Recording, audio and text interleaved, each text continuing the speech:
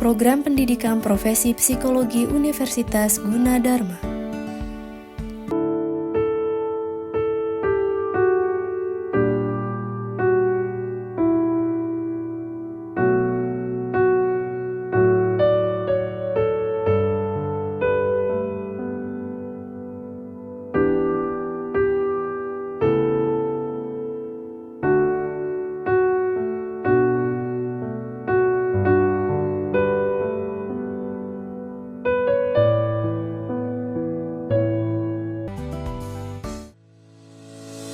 Halo sahabat psikologi, pernahkah Anda mendengar istilah panic attack? Pernahkah Anda merasakan detak jantung lebih kencang, nafas terasa berat, dan sesak saat menghadapi situasi tertentu? Merasakan perasaan seperti tercekik, pusing, atau nyeri kepala secara tiba-tiba? Ketakutan yang datang secara tiba-tiba? Rasa nyeri perut, bahkan mules, atau mengalami tremor, yaitu gerakan gemetar yang terjadi berulang tanpa disadari pada bagian seperti tangan, kepala, atau kaki.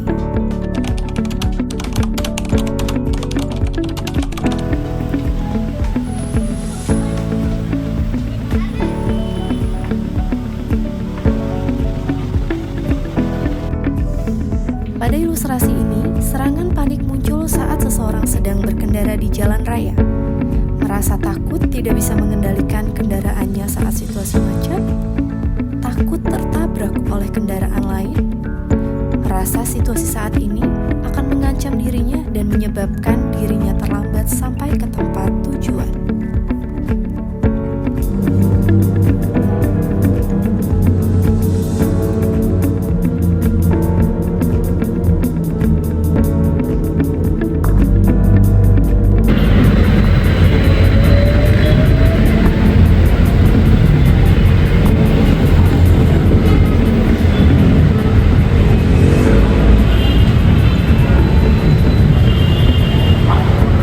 Serangan panik adalah suatu serangan ketakutan yang intens atau kuat yang memicu sebagai gejala fisik yang parah, bahkan bisa saat tidak ada bahaya nyata atau penyebab yang jelas. Serangan panik dirasa sangat menakutkan karena seseorang merasa kehilangan kontrol, seakan-akan mengalami serangan jantung atau stroke. Sebagian orang hanya mengalami 1 atau 2 kali serangan panik seumur hidupnya. Namun cukup banyak orang yang berulang kali mengalami serangan yang tidak terduga tersebut.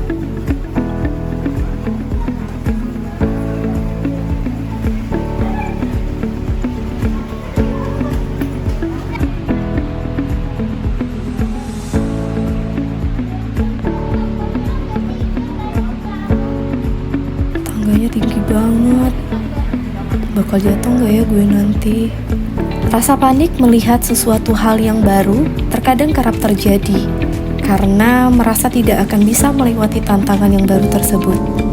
Terkadang, seseorang memilih untuk menghindari tantangan tersebut, tapi ada juga yang berusaha untuk mencoba melewatinya. Ilustrasi lainnya, rasa khawatir muncul saat laju kendaraan di sebuah LRT sangat cepat. Seseorang yang mengalami serangan panik cenderung kesulitan melewati situasi saat itu, seperti muncul teriakan, memejamkan mata,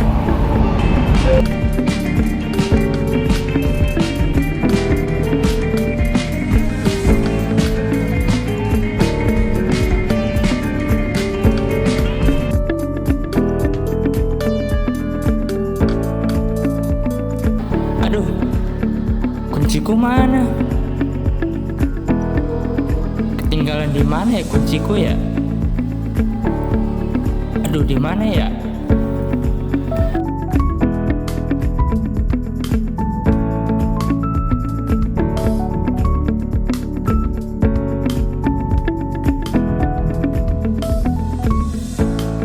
Ya elah, segini doang. Menang lagi nih Mas kalau main lagi ya. Hah? Udah jam 11 aja? Mana deadline-nya jam 12 lagi?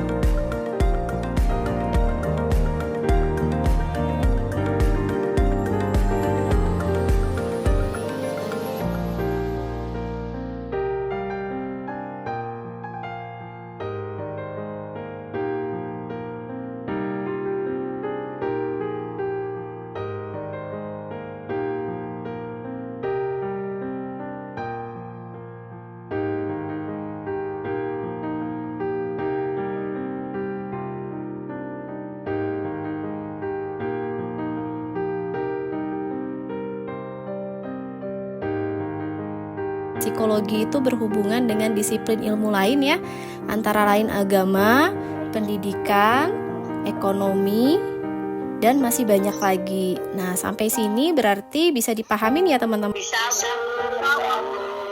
Oke, baik. Ada yang mau ditanyakan? Oke, sudah cukup ya.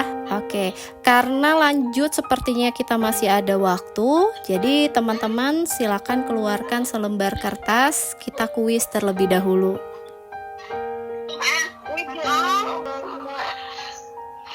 Aduh, gimana ini? Belum ngapalin, nggak nyimak. Pasti hasilnya jelek. Aku nggak mau, Bu. Udah, santai aja. Kenapa sih panikan banget? Lagian ini kan baru tulis, bukan ujian. Isi aja sesuai pengalaman lo. Gitu ya? Insya Allah bisa ya, bisa. Bismillah, alhamdulillah ya.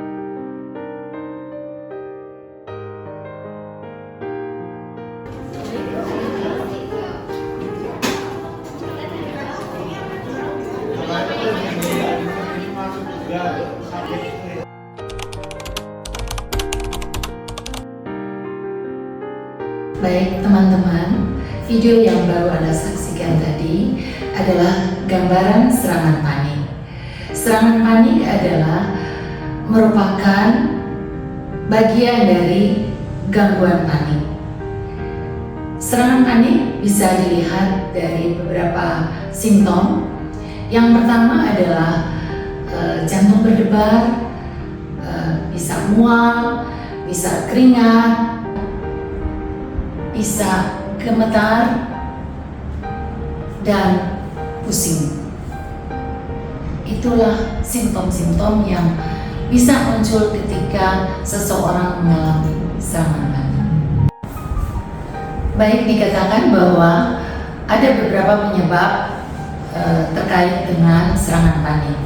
Pertama, secara biologis. Secara biologis dikatakan bahwa penyakit bawaan itu bisa menjadi salah satu penyebab serangan panik. Contohnya penyakit bawaan ketika seseorang mengidap suatu penyakit bawaan, yaitu contohnya adalah klep jantung. Nah, ketika terjadi kekambuhan bisa muncul serangan panik. Atau misalnya dikatakan bahwa faktor keturunan atau genetik. Di sini misalnya contohnya adalah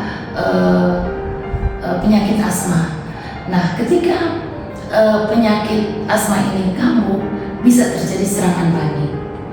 Kemudian dikatakan juga bahwa ketika aktivitas di otak yang berlebihan, neurotransmitter di otak yang berlebihan, itu bisa juga menyebabkan serangan panik yang disebut dengan noradrenergic. Kemudian ketika ada sensasi tubuh yang berlebihan, itu juga menjadi salah satu penyebab panik, di mana ada persepsi yang negatif bahwa akan terjadi bahaya. Ketika ada persepsi yang negatif, ini dimungkinkan terjadi serangan panik. Baik, kita lanjutkan dengan bagaimana cara mengatasi ketika seseorang mengalami serangan panik. Ya, serangan panik itu ketika terjadi, mungkin yang bisa dilakukan adalah awalnya adalah relaksasi. Ya, relaksasi membuat otot-otot menjadi rileks, kemudian serangan panik akan berkurang. Atau juga ada beberapa teori yang mengatakan dengan terapi kognitif atau behavior kognitif. Ya, behavior kognitif yang dikemukakan oleh Beck maupun dikemukakan oleh Ellis. Kalau Beck dan Ellis itu mengatakan dengan teori ABC-nya bahwa sebetulnya peristiwa itu bukan menjadi penyebab seseorang menjadi terjadi serangan panik gitu ya, tetapi persepsi negatifnya yang bisa menyebabkan emosi ataupun perilaku serangan panik tadi. Ya, jadi perlu diterapi, direkonstruksi pikirannya yang negatif sehingga bisa menjadi positif dan akan menghilangkan serangan panik tersebut. Baik, sering orang bertanya, kapan kapan sih orang yang mengalami serangan panik atau individu yang mengalami serangan panik harus mencari bantuan? Ya, saran saya, ketika individu atau seseorang mengalami serangan panik dan serangan panik itu dirasakan sudah berulang-ulang dan merasa bahwa serangan panik tersebut mengalami gangguan pada dirinya, itu seseorang sudah harus mencari seorang profesional, bisa seorang psikiater atau psikolog. Itu saja deh. Baik teman-teman, tadi teman-teman sudah melihat bagaimana video terkait dengan gambaran serangan panik.